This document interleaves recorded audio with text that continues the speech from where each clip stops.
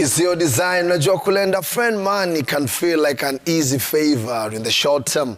But what happens when these debts are never paid? Do you forgive or address the issue directly? Either way, one thing is for sure. Plenty of friendships have ended over unpaid debt. So how do we balance between money and friendship without compromising the latter, since that is what makes us us? Nite Gunza, the street disciple, and this is Matters Social. Na hapa hivi niko na Mbogi kama kawaida, nikianza na voice of reason, the one and only CJ. Mambo vipi? Safi. Poa sana. Good to see you. Good to see you as well. Kafiti. Asante. Your design. Yeah. And then hapa hivi niko na Shut Up Boy. Wagwan. Ule mudianga. Feeling aire. Uko aita. Niko blessed. Bless up. And the one and only Roberta. Hi. Asante. Your design. Thank you. Na Tanzania wewe mpanasu. Ushai lose ganch kwa mabeshte zako. Mara mob. Una stadium senado, and then I don't know what happens in friendships in between there. Ina end up mnakosana juu ya ganji hata saa zingine it's not even a lot of money. So yeah, it's happened to me before. Yeah. Shata kuna beshte yako anakudai ganju kwa empatia. Let's be sincere. Ulikopa lakini things never worked out as you planned. Na mali huko unajua kuna doa msee sijairudisha. Hapana. Uko sure? Jua wanipeagi. Jua ulipagi. Hapana, okay. Sina, okay. Swali yako ni tofauti. Sina best anaweza nipea do. Okay? Lakini naweza kopa do places zingine. Una get? Yes. Kama kwa bank hivi ni. So mamoro yako hawezi kupea do juu ya nini? Hatujafika pale tunaweza kopeshana do. Wala. Now reach out kwako. So why is it one way? Probably maybe Mungu amenisaidia. Kidogo ninaweza. Ni bora nikikopesha do usianze kunaona kama hujanilipa. Mimi uanze kunaona ukiwa deni yangu. Hiyo ni madharau. Kweli. But it happening.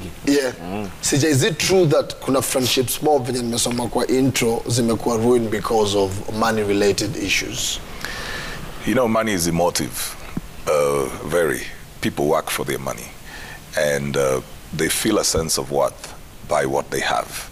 It gives them options. When you have money, you've got some options. When you don't have money, you lose options. So anytime you're interfering with somebody's money, you're interfering with a lot. Their freedom. See, poverty in itself is a prison because you don't have options. You can't go where you want. You can't decide what you want. You can't do the things that you want. In friendships, people take each other for granted. For example, if I'm your friend, I know Igunza will understand. That's where the whole issue comes in. Probably because there are no consequences. If it is something like a bank, a Shylock, a stranger, somebody wants to keep their name, or they're not very sure what the repercussions will be. But in a sense of friendship, I'm just thinking, well, he'll get upset, he might get upset, but he will understand. So people take advantage of friendships a lot. Now, why do you think people take advantage? Uko in a situation, sometimes inakuanga very desperate, very dire, but unajua nikireach out kwa Igunza anaweza kuwa in a position ya kuni help. But then again, you don't end up honoring your promise of paying back in time. Why do people take advantage? I think mtu anateka advantage ni mtu tu akona tabia mbaya. That is it. Kama anateka advantage. You know, the beauty of borrowing money from a friend is that you know pesa utarudisha na interest. Unaona? Na you can be flexible with your payments. You can default your payment. You can stagger. You can stagger. There will not be repercussions. Unaelewa? And like if you went say to a bank or a Shylock, unajua if I don't pay this kuna interest or utachukua mali yangu. So for friendship you have that comfort zone to do it. Unaelewa?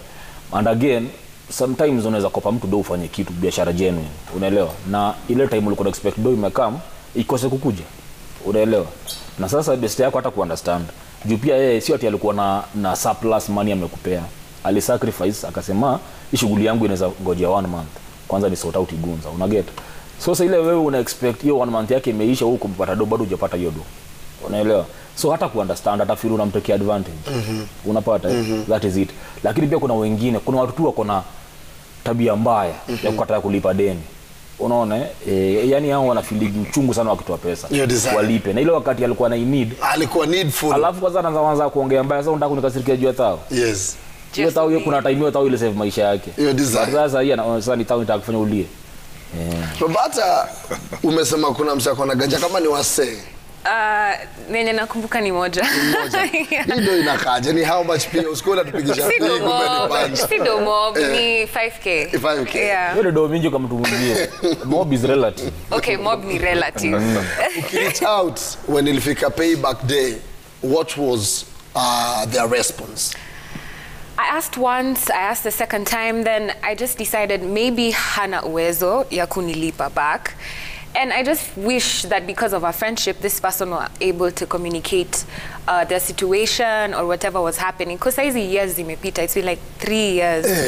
So, if not ati nikimuona nitaanza kumitisha hiyo do, but honestly, it's just the communication part. So, like Shatta said, I think someone who takes advantage is not a friend. Akona tu tabia mbaya, because inaweza kwa you're in whatever other situation, maybe hauna yoganji, ama maybe uwezi fika bei, ama tu aujisiki kulipa, for whatever reason that you have, as a friend you should be able to communicate. Bobby, ido sio nini ikiweza ama nini. So, si ati nimemkasirikia, ni venye tu sasa friendship ni weird, because that we can't just talk about other things before you addressing that you asked me for money a few years ago and you did not give it back. So now, hawezi nirudia tena kunitisha anything. Your design. So they need to communicate. Yeah, definitely. Speaking of communication, CJ, do you think we need to be clear as friends? Like you reach out to you and ask you for, please help me with a K or 2K or 5K or even 10K because I'm doing badly. Yeah. That should be separate from lend me a certain amount of money, I'll be paying you back. We need to be clear as far as kusaidiwa na kukopeshwa. Don't you think so? True. Let me just weigh in on something that Shatta talked about, that you see the friends give you a comfort zone. Now, if I know that I can always reach out to you and you give me money, I need to protect this more than anywhere else.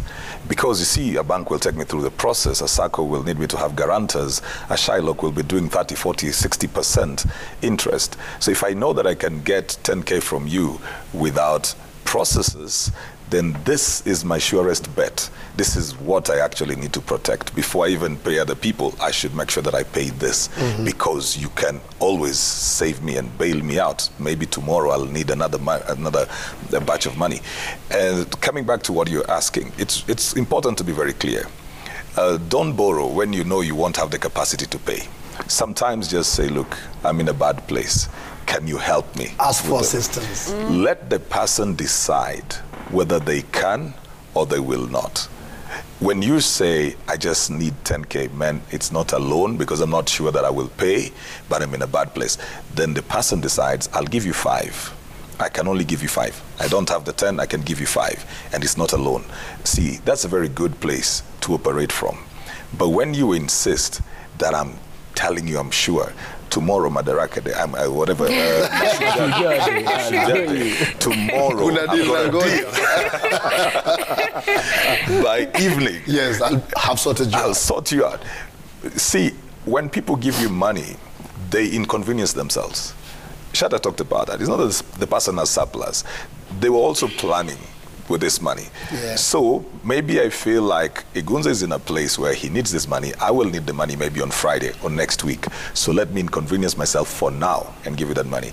When you don't pay and you don't intend to pay and you don't communicate your inability to pay, you're actually messing up this person. Yeah. But do you think, Shatta, waseusema nitakurudishia to ease in the process?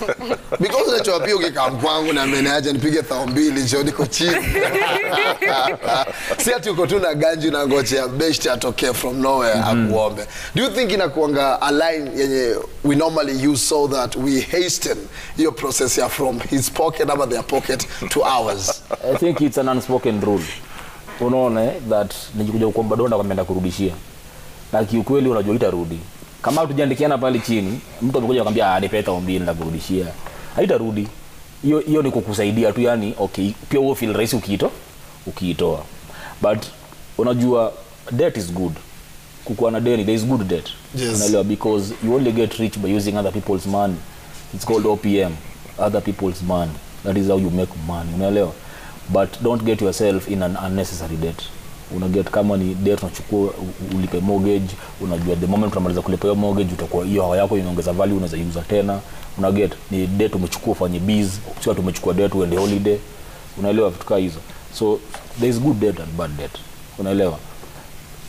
But for friends now wenye wanakwambia nitakurudishia, those are the same people that ukukasirikia ukiwa nyima do. Unaelewa?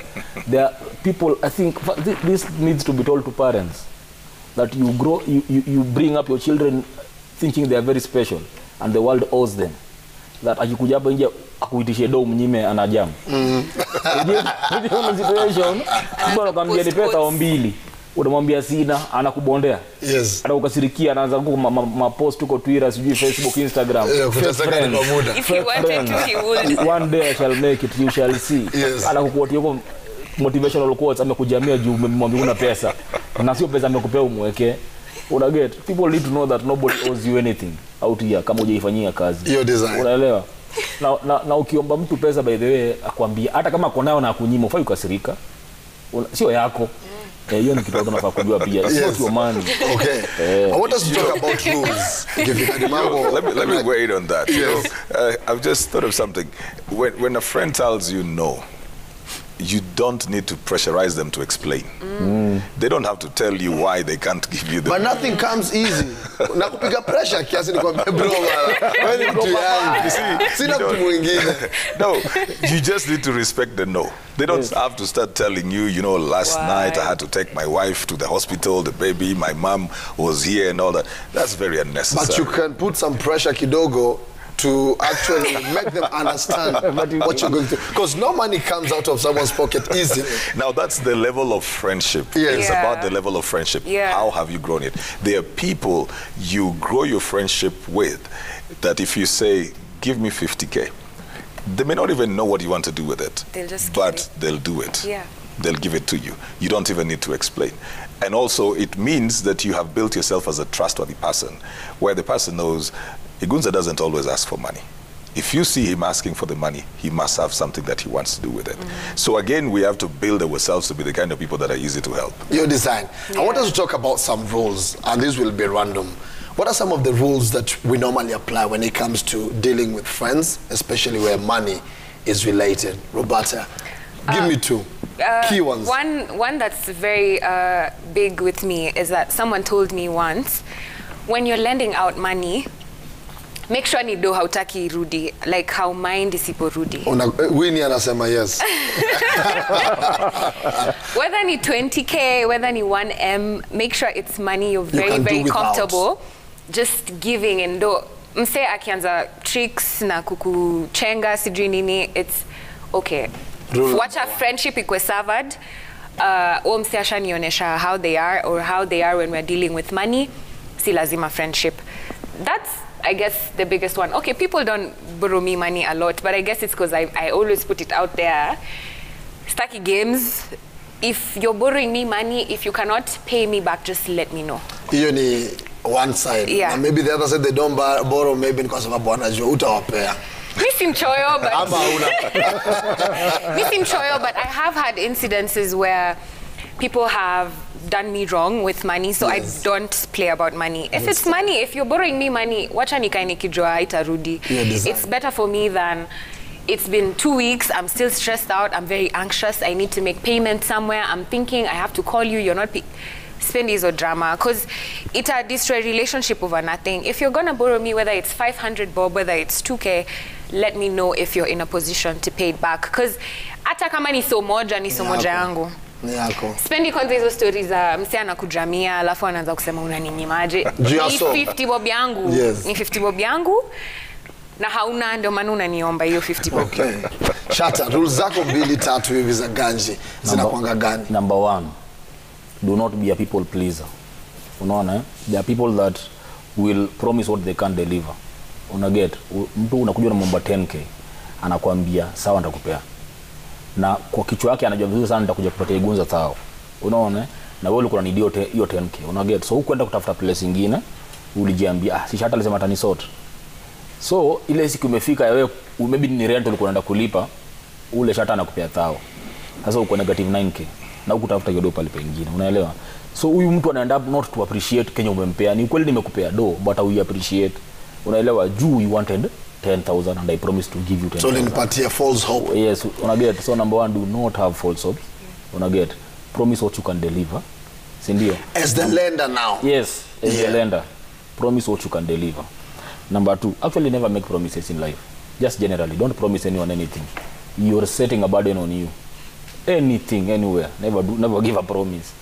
Number two, do not make yourself uncomfortable for other people to be comfortable. Unaelewa? You have a bill you need to pay. Unaget? But because I wanted this person to be comfortable, you don't pay your bill, you give them the money to go pay their bills. Sasa yeye ako comfortable, si ndio? Sasa wewe umejiweka hiyo burden yake, you've taken their burden and placed it on you. So wewe ndio uko na pressure ya kulipa bills zako na yeye umemsort. Unaelewa? So do not make yourself uncomfortable for other people to be comfortable. Okay. Tatu za power. CJ, wewe umekaa kwa hii world longer than us. Ni sheria gani za kanji? Is that very fair?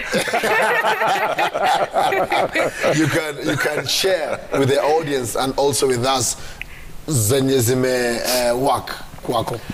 I think first of all, people need to understand that trust is currency. It's not just money that is currency. Trust is currency. So anytime you mess up trust, whichever side, whether you are the lender or the borrower, you are losing currency somewhere. I may have done, like what Shatta said, given you 1K instead of the 10. It means that I've lost trust. So tomorrow I may be coming for a different favor, and I may not gain it because trust is done. So guys need to work around the element of trust. To do that, then is the rule number 2, which is communicate. Always communicate. If you're not able to pay the money within time, just say, I'm still in a fix. I'm not able to do this. Don't avoid calls. Don't begin to blue tick people. It just looks very bad. You know, don't disconnect just because you've not paid. Meet up the person. If you are pressuring, like you were saying, you're pressuring me for the money, why are you quiet now? If you could give me like 10 calls in one day because you need money, why are you quiet now? So just keep the communication, because there's also the friendship. The friendship was the basis of the money being borrowed. But when you give out money to a friend you're willing to lose, you know, one that you can do away with. Very true. Actually, kuna watu you're willing to lose. Kuna watu choose kumaliza friendship hivyo. Like I know huyu gunza amenisumbua sana. Amenitisha do. Wacha friendship ishe leo. Laki kulipa. Anakupea do jo unageuza hivi. Sasa anakujua you are best yake. Sababu one rule is know your friend. Yes. Unaelewa? Pia unafaa kuongeza. Know people and accept them for who they are. You don't expect them to change. Kabisa. Unaona, kama unajua Igunza alipangi deni, halipagi. Usianze kufeel ata change for you. Alirusha Robata, alirusha CJ, mbona alipe Shatta. Unaget? So accept people for who they are. Kama unampea do na unajua amerusha mabeste zako watatu, atakurusha pia wewe. Because the best predictor of future behavior is past behavior. What this person has been doing. Unaelewa? So accept them for what they are. Don't think they will change for you. And then tumebonga kuhusu communication. Sindio? The same way ulikuwa na communicate kwa mine over and over again, wanting the money. Pia ukichelewa kulipa ama upate umehit a snag in terms of your plans, ni poa ku-communicate. But also ni poa ku-communicate to put people in their place. Kwa sababu one scenario, nikopesha msee gaji, sindio? Hata mi ukopa, sometimes mi udelay kulipa. Lakini na trying my best kumwambia oya Bazenga nikauta ngoja lakini I'll sort. So Bazenga akaniambia nidunge magaji. Siku ya kwanza gaji ya maana akalipa. Siku ya pili pia the same thing akaniambia kumbuka kama last time nichezee pia this time akakanja. Siku ya tatu ikakuwa kizungumku mpaka wale tukibonga alilipa halfway. Yeye mpaka akaniambia sasa iguze iko hivi. Hii gaji nimekana hata usiaini kopesha do tena. I take it on me. Yeye mwenyewe akajieka kwa hiyo box. Nikamwambia umesema usiaini kukopesha aita. So siku hizi akiala broma niache naambia atuli agree sitai kukopesha. Na mpaka ile siku nilipa ile gaji ya mine sitai kukopesha any other amount. Labda tu nikamthrough masomo 2 masomo 3 mapunch unaget hiyo design. So I think pia ni poa kuweka wasee kwa spot yao. In case msana misbehave na anavunja hiyo trust, si ndio unamweka mahali pake. The other thing ningependa tuzungumzie ni how do you approach someone when you want to borrow from them? Unaget? Because you have people who have tendencies ya kuomba pesa through SMS. Is it the right thing? Is it really an emergency? Hajatry hata kucall uka hang up ndio akutext. Umepata tu ile design anakutumia ni aje, I'm in a fix, nitumie 5,000, I'll sort you out. Ama nitumie 5,000. Is that the right approach, Roberta? For me, no, because money is very, like CJ said, very emotive. And this is a very serious deal. And money, it gives you options, it makes you comfortable, so it's a really big deal. You have to work on your communication. You have to be very, very confident even in borrowing money, because nikiona pia nika hauko sure ama nika unaogopa, naona tu tutasumbuana saa ya kulipa ikifika, because and then also I think people need to gauge their friendships with the people they're borrowing money.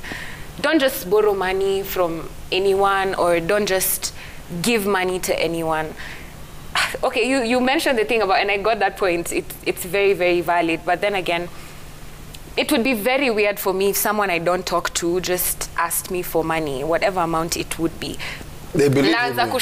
Yeah, they believe in me, but then where's the relationship where I don't know if I can trust you. Sijui relationship yetu iko aje. Sijui saa zile ndaka mkukuitisha do itakuaje. Sijui kama uta-communicate. Sijui hizo vitu zote. So then it pushes me to be in a spot where, although I'm big on kindness, guys need to be very assertive. You also need to be very strong about how you communicate and how you lend, how you give, how you ask for money, how kila kitu lazima ukwe very assertive and very confident. Okay, depends on the relationship I have with the person, because kuna mtu akini text ata stamuliza ndamsukumia hiyo maganji.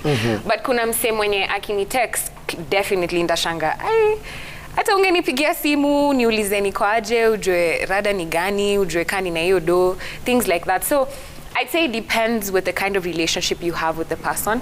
And for me, I just wouldn't expect just anybody, unless it's a stranger asking for help, you know, ile hana, but mseta si beshte yangu ananiomba doa niambia atanirudishia zi. What do you make of someone who borrows through SMS? I think it depends on communication yako na umse inakuagaji. Generally, kama wewe na umse nyinyi ushinda mmechat, iko tu sawa. If that is your mode of communication. Unaelewa? Kuna watu wapendi kuongea kwa simu kama mimi. I'd prefer uni text tu, nita respond. That is number one. Number two, sasa ile umetuma message, hiyo ni evidence. Hiyo ni evidence that haitavutika kwa simu bro. Inaweza kusaulika. Kwa simu anaweza sema ni wapi? Nilikuitisha do mimi hao. But kwa SMS ndaonesha hivi ndio hii. Uliandika message. Na get. What unajua umeuliza hizo rules za kwenda kukopa do. Number one, ukienda kukopa mtu do, unaona vile unaambiwa in an apology letter you do not explain yourself, you just say sorry. Ukienda kukopa mtu do, usimuende na kumuonesha vile unajua ako na do. Unaget kuna mtu anakuambia ngasubu lipo jana ni pesa 5. Unaget yani anapangia mshahara yako tayari, umepiga deal pale, anajua deal yako imeivana sana kukuja igunza zile deal imeivana, yes, ni pesa 5 hiyo design. Unaget yani they already anakuweka under pressure. Entitlement. You are paid, give me money. Ukienda kwa mtu do, you just go on an open page. Yes. Like niaje, explain. Do not go start explaining their money to them or telling them how they will spend their money. Yes. Unaget, so unakuja na benaje buda ni peta 5. Just like that. You don't start explaining their money to them. That you were paid yesterday. Okay. Pay me, give me 5,000. You're an entitlement. That thing I've said, we are bringing up children that think the world owes them. Wakinyimwa wanafura. CJ, should it be verbal ama SMS pia inaweza pass? And I'm talking about a situation mali hajakuhala tuka hang up, ameenda tu kwa chat ama kwa SMS akasema I'm in need of some money, come through. See, there's this thing called social capital, where the relationships that you have and the quality of those relationships will determine the resources you can draw from them. You can't just come to people only when you need money. And you cannot also just show up and say, you know, you last spoke to Shatta 10 years ago. Then now you show up and you want money. You want to pick it up like you used to be 10 years ago. Within these 10 years, you've had your own friends. You've had your own circle. The first thing he will be asking himself is, why him? Because you've not been talking to him for 10 years, you've not been chatting with him, you seem to have your own group of friends, and some of them seem to be doing okay. So the question is, why are those people not helping you? people have to invest in relationships, Igunza. It's an investment. It's an investment. It's not an ATM machine. But even for the ATM, you must be having deposits for you to withdraw the money. So you cannot just be going into places to make withdrawals where you don't put in any deposits. Invest time. Invest interest in this person. Just get to know, how are you doing? You don't have to call them every day. But if you frequently, once in a while, catch up with them, chat with them, get to know how they're doing, have coffee, even if it is once in every 3 months, whatever it is. But let there be a relationship that is going on. You know, again, just like with the bank, they will want to know, do you have an active account? We need to have active accounts with friends, you know, and the activity doesn't even have to be monetary. It just needs to be like, at least we talk. We meet, we catch up, I get to know a few things about you. From there, you have some ground to come in now. That will determine whether you'll use a text or a phone call or verbal, whatever it is. All of that will be determined by the nature of the relationship. Tumebonga kuhusu kutake advantage. And we are friends, hata Winnie and whisper kwa masikio hapa wenye they sometimes use situations zenye unashanga ulijipanga ama ni aje. For instance, Winnie anasema mtu let's say wife ni mjamzito, unaget, na anafasa kwenda labda kudeliver ama hizo mapostnatal ama ni maprenatal, hizo vitu kama hizo, ama mtu yanafaa kwenda chuo ananiambia hivyo, but then unapata amekam kwako. Is it an emergency really? Alika hapa akaona ina happen, unaget, and then anakuja kwamba unajua mama anaenda kudeliver something of that sort. Is it okay? Ama wasiona nafaa kujua kuna emergencies na kuna situation unafaa kujiarrange hata? Hiyo ya ball kuna kwa tuna unspoken rule mtaani. Boy hasaidiwa. Boy child usaidiwa nao. Sio ati nini. Umekuwa na nani? Mama wako akiwa na ball deal yako bro. Tutadila vitu zingine zote lakini hiyo ni yako. Umekuwa na miezi 9 ya kusave bro. Una get ama mmoja kwa insurance data ya gava ni punch per month. Una get. So kuna hiyo nayo, kuna zingine unaonanga tu msee ni kukosa kujipanga. Unaelewa? Na ni weakness kwa watu wengi. Kitu kama school fees yenyewe unaweza, hiyo nao anaweza kuwa alikosa. Sio ati nini ametafuta, amefika point yenyewe si mtu yofukuzwa tu chuo. Anakukujia na kwambia by the way yenyewe amefukuzwa tu chuo nipe hiyo. Una get. Alafu wewe sasa utaangalia unaona huyu ni mtu responsible, familia yake inakagaje nini, hii ni kitu emergency ndio ndampea. Una get. But kitu ya luxury kama mtu anakamkwambia nikopeshe don't fanyie mtu birthday. Unaona na inayopenda sana na kwake ni pressure amepigwa huko mtaa, anaona sasa this is an emergency, I need to do this birthday. Una get, anakuja kwa pado. Sasa vitu zingine kama hizo nazo unamkausha tu roho safi. Unamwambiaje? Roho tu safi buda sina ama haiwezi. Na akijamu ni shauri yake. Nimeshakwambia you don't owe them anything. Kama ni do anakujia ya emergency kama ati ananid kwenda OC sawa. Lakini ya ball ni exceptional. Hiyo tumesema hapana. Uko na 9 months. Hiyo ya wanaume na kwa unspoken. Unaelewa? Lakini pia kuna watu upenda kukopwa do. Sijui kama unajua hivyo, kuna watu wanajua their friendships exist because they have money. Una get, and they enjoy giving handouts to their friends. Hata kupea do kubwa ujisaidie, but atakupea thao. Na akona uwezo ya kukupatia do kubwa, but atakupea thao ndio urudi tena next time. Mkienda maeneo anasimamia. Mkienda maeneo yeye ndio anaitwa kiongozi. Bazu chama. Tajiri. Ninyi mko hapo anakupatia kivi ndio mchukulie. Ndio kwa gari. Waita, wewe unatumwa. Ndio boy child. Unatoka mbio kwa gari ndio unamchukulia jacket huko. Kuna watu wengi hiyo life. Una get, anapata yeye hata waitaka uprosper, ukue better, but anataka go feel comfortable around him. Yani una feel nikiwa na mzee mimi utoka kwake nikiwa na do, hata kama ni punch, but every time nikimedu mzee mimi utoka na kama punch hiyo. Unaelewa? You also need to be aware of such friends. Una get, unamkalisha tu unampiga real, unamwambia mzae mimi unajua potential yangu, unajua mimi nafanyanga biz poa, unasikia, na uko na uwezo. Basi kama unataka kunikopesha hii do, fungua hii biz uniandike, juu mimi najua naweza idu tufanye ile do ikitoka kwa ile biz uchukue capital yenye uliweka uniachie biz ni run. Una get, juu wewe pia you are as strongest as your weakest link. Kama hilo circle yako na ukikuwa kwa ngori wewe ndio unakuanga na do pekee, siku moja ujipate kwa ngori na hii circle yako haiwezi kukusort, utadu. Una get, so you also need to find a way to empower your circle. Unasikiaga ukipanda kama ni job ukipata opportunity ta mtu mwingine wa hiyo circle yako tu, ndio in case moja kuumanie unajua hapa nili invest on Igunza. unaget unamgeguza nitumie 10,000 hivyo.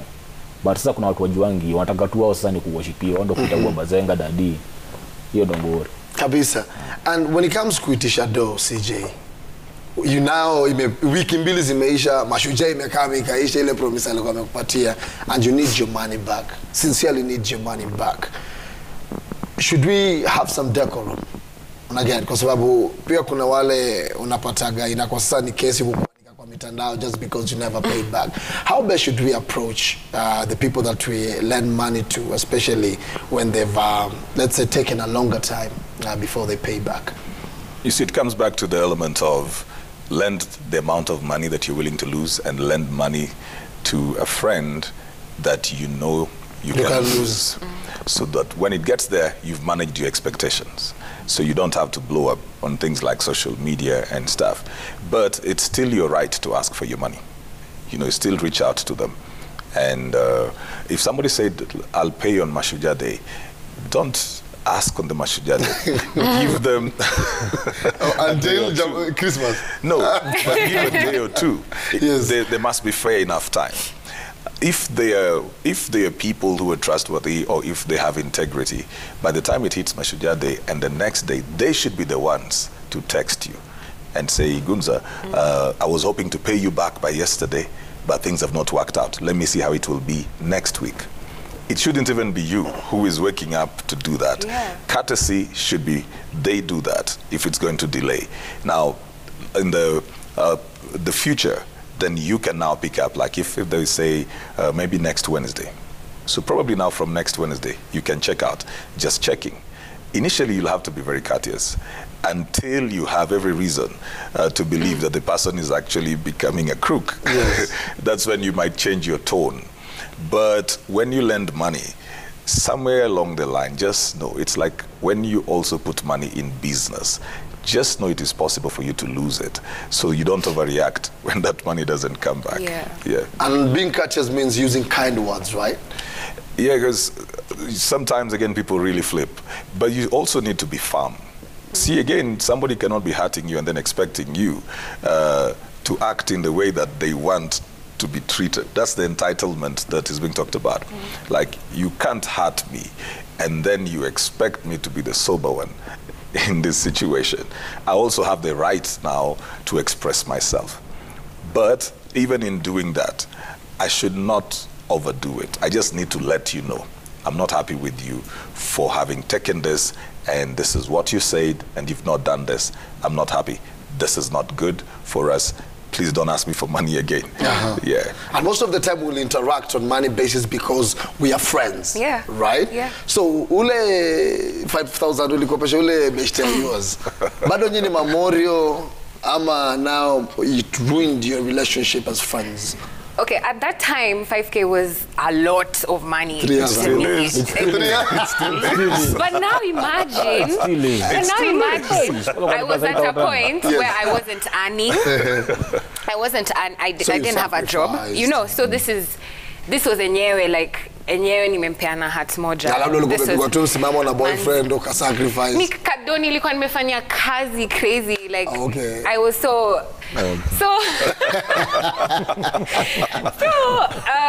yeah, it was. So are you still friends? That's the question. Are you still friends? We're not really close. Like, we wouldn't sit down and have a long chat, but I'd say hi. Do you have 5K? Yeah. Is it worth it? Unaongaje kama 5K pesa kidogo? Friendship over 10 years, over 5 years, okay? Over a year. And then una realize, enye ajanilipa. So ubeshte ita... It's because to me, you can let go.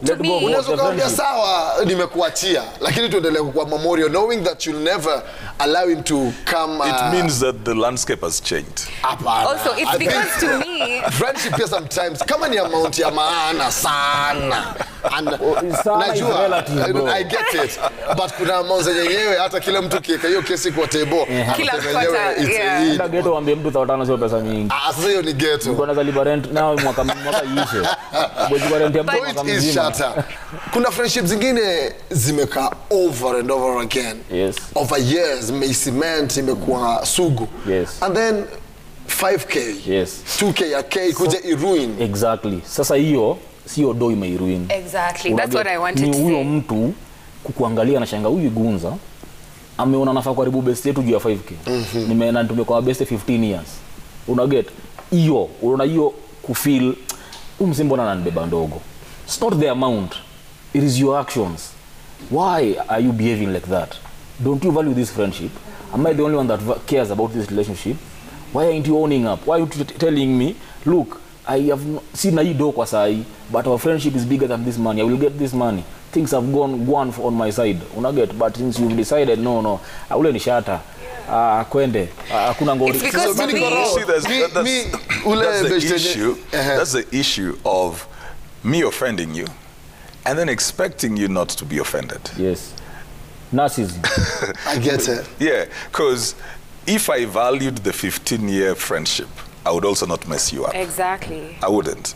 I would value it, I would protect it, I would keep it. Like I said before, see, if I know that I can always come to you, then I need to protect this between us. Because you will be there for me in spaces where nobody else will be. And you will do me favors that nobody else will do. So I need to treat you very differently. I need to keep this. If I can mess it up, then I'm not because of 5k. Yeah. It's because it means to me, you value the 5k. Then it's about the friendship. It's about the principle more than it is about the money. Yeah. Honestly, it could be 100 bob. Neza kosana nawe mbaya juu ya so moja. Na ikwenyewe hiyo story imeisha na sisi mabishte anymore. So it's about the principle. It's because this person promised, this person asked, borderline begged, and I gave it out of my own volition, like nilitaka na si ati hata ilikuwa nimefosiwa ma anything. So all these things should say what I felt about the relationship that I had with this person. So the least I would expect is just basic communication. Si lazima unirudishe hizo do. Says it's been so many years, I'm never gonna ask for that money back. Yes, but akikuta wewe ndo utaenda. Neza mgotea, neza tuko sawa, tunaweza ongea, neza nipigia simu tupige story, but as far as it goes where they can ask me for anything or they can expect me to be there for them, or that's a bit far-fetched sasa. Huyo boy wangu alichukua hiyo ganji ikaleta hiyo rift between us kidogo mpaka akasema usiaini gay ganji, usiaini kopesha do tena. But guess what? And these are two story by the way. Si ni mabeshte. Nili let go. Lecha nikwambie. Nili let go. Nasi ati ni amount nilikuwa willing to let go. Mngekuwa mko kwa circle, mngekuwa mfanyi maybe amko pale mnaona na sema frequently. Yes. Hiyo best ingeisha. Maybe nilisiona na frequently sana. Nili forget kabisa. Mpaka sasa anaweza karisha bro niko chini nisukumie punch hapo. Alafu unajua kuna there are people you can't wish away. Like your family. You see like your brothers. Like, you know there is a friend that is a brother to you. Unaelewa like mtu hata ukiambua mention your family wanakuja tu kwa kichwa. Una get. So unajua unafikaga point unasimuni ule brother yangu. So hiyo do inaacha kumata. Una feel now there is brotherhood, it's beyond friendship. This is family. Una get. Kuna situation kama hizo za life. Unaelewa unapata mzee maybe wewe yani familia yako na yeye anaweza kuja kwenyu kama uko una get, that is mshakuwa family kabisa. So unaachaga kumuona kama best. Unaelewa. So unapata do amechukua kama sio mingi yenye inaweza leta wewe ufungiwe kitu pahali ama uumie sana. Unaachana tu nayo. Unawasimuni ndugu yangu. Una boy wangu pesa ndugu yako pesa madada yako. Hiyo sasa unaona hiyo nyingine pia tunataka kudiscuss. Do not lend money to your family. Give them just money. Give them. Don't lend money to your family. Otherwise you are going to create a drift. You're going to create fights in that family which is not right. Sema tena shata hiyo imewapisa ndugu yako ama dada yako pesa mpatie. Sawa, if your brother is in need and you know you can give them that money and give them what you can also. Sawa. Akisema nikopeshe hapana usimkopeshe. Mwambie tukopesha nangi ndugu na dada wakopesha nangi pesa mwambie. Akikuja leo akwambie Igunza nikopeshe pesa mwambie na kupatia. Because brothers and sisters hawakopesha nangi do. Unampe ile unaweza. Kama alikuwa anataka 10k, unaweza mpea 5k, mpe. Usimkopeshe. Don't lend money to family. Ni amazing. It is the beginning of a fight. Okay, na akiwa mse ana payback. Ulimge yes. Na akakwambia irrespective of umesema nimekupatia akona heshima zake aseme I came to you you said you're giving it to me but I needed you to lend it to me and I'm paying it back. Aenda buy mtu wangu bike amlete kama anko yake kama auntie yake amlete lakini pia kinileta do stakata nani atakangi do kama sijamuitisha akuja naambia hata ile do ulinipeaga by the way shika shukran bro alafu nampiga half of vitu naambia ndo jibambe acha tuangalie feedback. Kuna mwalimu wangu alinifunza hesabu anaitwa Mr. Wepukhulu I got you in by as a mentioning the show good work Bazenga. I'm a proud teacher. Mr. Wepukhulu, memories normal sana. Let's look at what people are saying kwa mitandao. At Martha Dama says, if I give out money, it is a portion that I am willing to lose. I lent a friend some little money. I was given false promises of paying back. I lost the money and the friend. I feel okay. She chose it. Had she told me she can't pay back, I would have understood. Melinda Naeku anasema, everyone works for their own money, so don't borrow money that you can't pay back from your friends, period. And then there is Cicely Minor saying, there is comfort in borrowing money from a friend and a discomfort while paying the money back. Understand? And then Evans _ Ariga says, money can build friendship and money can destroy friendship. I'm a victim. The time I had money, I had a lot of friends around studying, helping them. But the time I lost my job in the middle of the pandemic, was say, wali keep off. Okelo Mwalimu says, I may not know the best way of acquiring trustworthy friends, but I know the route to getting rid of fake friends. Lend them a small amount of money and don't put pressure on them to repay. Your desire. Dr. Kuluz mabeshte ambao si real unawakopesha ganji kulingana na Okelo Mwalimu. And then usiwapige pressure wakose kulipa wenyewe wajijazie. As we wind up, Oya, CJ, tupatie wadi yako ya mwisho. There's something that I wanted to just bring up. This pandemic situation has also raised up a lot of people who take advantage. You know, because we are currently predisposed to help people. You feel that a lot of people have lost jobs, their business have gone down, people have gone through a lot of things. So you generally are in the mood of assisting people a bit better than you would be probably 2019 and before. Now, there are also those guys who want to use this situation, take advantage of it, just show up and say, you know, my things, they went down because of COVID and stuff. And some of them are just professional crooks. They mess up for other people. They mess up for other people because if they come and borrow the money from Roberta, they borrow money from you, from Shatta, from myself, when a genuine case comes, we will be feeling like, but the other guys did not pay, so everybody's taking advantage. It's good even for somebody who's borrowing money.